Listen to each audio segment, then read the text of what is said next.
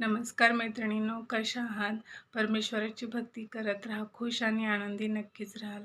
तर मैत्रिणींनो, उद्या गुरुवार, उद्या माघ महिन्यातली गणेश जयंती. तर गणेश जयंती म्हणजे गणपती बाप्पांचा जन्मदिवस.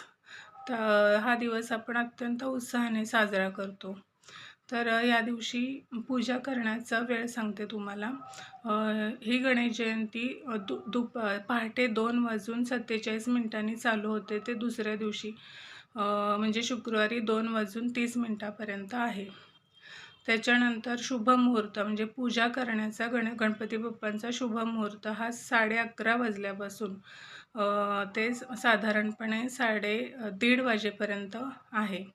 ह्या कालावधीतच तुम्ही गणपती बाप्पांची पूजा करा, पाळण्यात वगैरे बाप्पांना घाला, मंदिरामध्ये जावा आणि संध्याकाळी, कारण दुपारनंतर भद्राकाळ चालू होतो, त्याच्यामुळे साधारणपणे ह्या दुपारच्या 11:30 ते दीड या वेळेतच तुम्ही पूजा करा. या दिवशी 21 किंवा 11 असे उकडीचे मोदक करून बाप्पांना नैवेद्य दाखवा, दुर्वा वहा, लाल फूल वहा.